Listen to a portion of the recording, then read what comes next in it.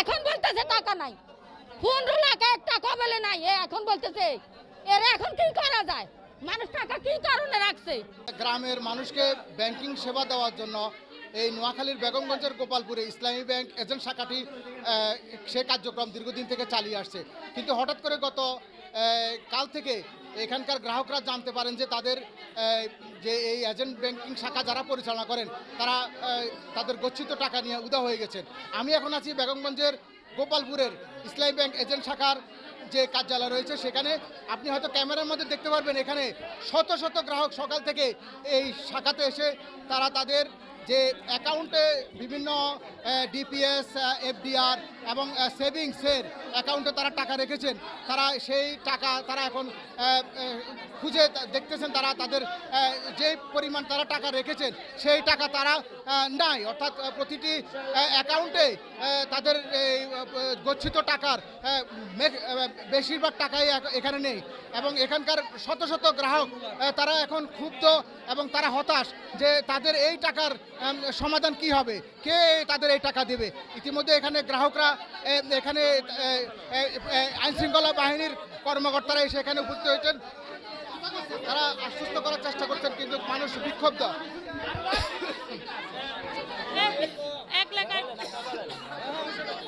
আমার সমস্যা হচ্ছে আমি ডিফিউজ করছি আর আমার ডিফিউজে সব শেষ হয়ে গেছে, ক্লোজ হয়ে গেছে আর হেরে কইছে আমার অ্যাকাউন্টে টাকাগুলো জমা দিব, আমার অ্যাকাউন্টে এই টাকাগুলো ঢুকে দিব। হেরে আমার অ্যাকাউন্টে কোনো টাকাই জমা দেয় নাই, আমার অ্যাকাউন্টে আমার 1,38,000 টাকা, আমার মোবাইলে কোনো মেসেজও যায় নাই। আপনি শুনছেন একজন গ্রাহক যে তার যে ডিপিএস এর টাকা জমা রেখেছেন সেই টাকার এখন এখানে কোনো হদিস নেই।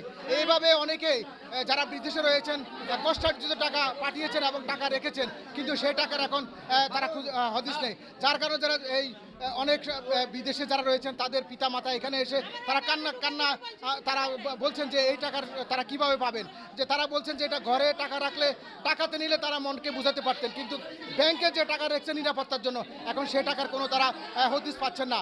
আমি আরেকজন গ্রাহকের সাথে কথা বলবো। শনিবারে আসি বলতেছি, এরা বলতেছে টাকা আছে, আমি বলতেছি আমার টাকা আছে, আমি টাকা নিব, বলতেছে যে কোনো মুহূর্তে নিয়ে বলতেছে যে কোনো মুহূর্তে আপনি নিতে পারবেন, আপনার টাকা আছে, সমস্যা নাই।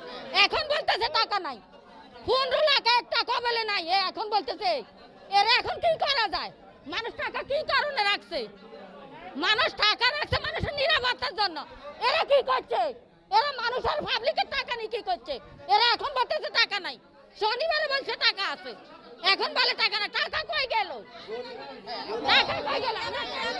গ্রাহকের সাথে কথা বলেছি, তারা বলছেন যে যাদের অ্যাকাউন্টে টাকা আছে তারা হয়তো সে টাকাটি পাবেন কিন্তু যাদের অ্যাকাউন্টে টাকা নেই বা এফডিআর বলেন বা বিভিন্ন ধরনের সেভিংসের যে টাকা নাই তাদের আসলে কোনো সদুত্তর দিতে পারতেছে না। এই ছিল আমার কাছে এই নোয়াখালীর বেগমগঞ্জের ইসলামী এজেন্ট ব্যাংকিং শাখার যে সর্বশেষ খবর।